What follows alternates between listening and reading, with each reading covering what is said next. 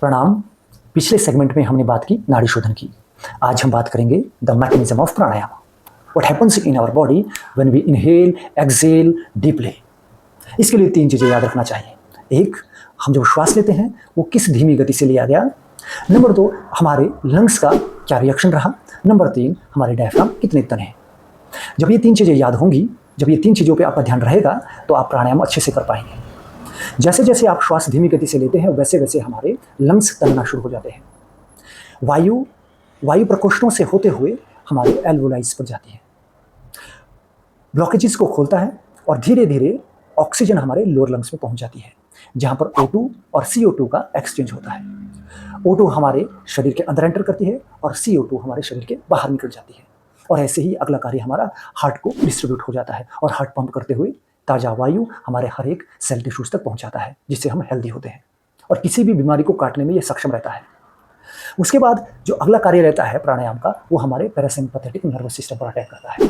Parasympathetic nervous system responsible है हमारे vagus nerve को चलाने के लिए। वेगस नर्व रिस्पॉन्सिबल है हमारी चिंता, हमारी टेंशन को दूर करने के लिए, मस्तिष्क को चलाने के लिए, कितना आप पीसफुली रह पाते हैं। ये सारी चीज़ें पैरासिम्पैथेटिक नर्वस सिस्टम और वेगस नर्व के अंडर आती है।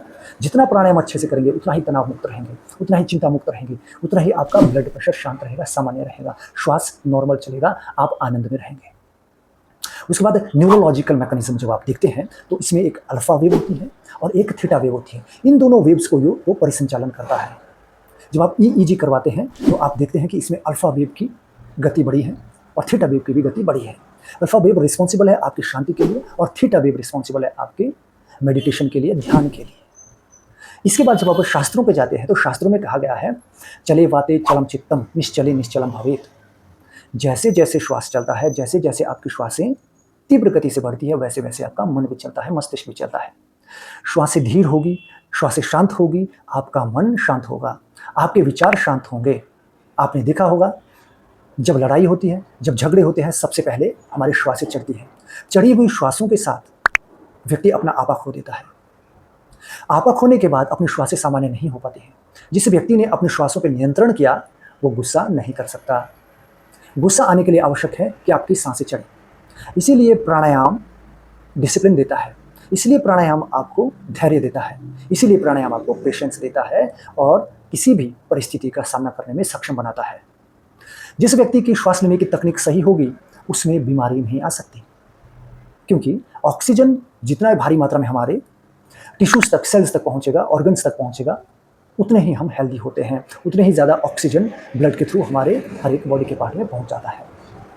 अनेकों शास्त्रों में योग सूत्र की बात अगर आप करते हैं तो उसमें कहा है जो प्राणायाम है उसका फल रहता है तथा क्षीयते प्रकाश आवरणम। जो प्रकाश का आवरण है यानी अज्ञान जो हमारे अंदर है उसको छांटता है। प्राणायाम जब धीरे धीरे सिद्ध होने लग जाता है तो आपके अंदर ज्ञान आना शुरू हो जाता है, आपके अंदर एक बुद्धि का विकास होना शुरू हो जाता है, केवल प्राणायाम मात्र से ही।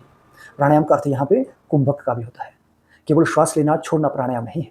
किस नियंत्रण के साथ, किस डिसिप्लिन के साथ आप श्वास लेते हैं, छोड़ते हैं, ये अति आवश्यक है। वो पिछले सेगमेंट में मैंने बताया था, 1, 4, 2 के रेशो में जब आप श्वास लेते हैं, रोकते हैं, छोड़ते हैं, तभी श्वास सफल माना जाता है, प्राणायाम सफल माना जाता है। एक दिन में 21,600 बार हम श्वास लेते हैं। इस प्राणायाम के जरिए हम इस गति को और कम कर सकते हैं। 21,000, 20,000, 19,000 तक आ सकते हैं। जितनी श्वासें धीमी, जितनी श्वासें लंबी, उतना ही लंबा हमारा जीवन होगा। आपको विलिंगली लंबे समय तक श्वास लेना और छोड़ना चाहिए। कहीं भी आप हो, बस में हो, गाड़ी में हो, ऑफिस में हो, घर में हो, खेतों में हो, आप विटनेस होते हुए श्वास लीजिए। लंबा गहरा श्वास भरना और लंबा गहरा श्वास छोड़ना। इतनी अवेयरनेस के साथ अगर श्वास लेंगे, आपके लंग्स हमेशा आपका साथ देंगे। वैसे भी आज के समय में अगर देखें तो वातावरण में दूषित, आप फल खाते हैं वो दूषित, आप भोजन करते हैं वो दूषित, हवा दूषित, हर चीज विचारों तक दूषित हो चुके हैं। इसलिए प्राणायाम आपकी बुद्धि को सही करता है। Thank you.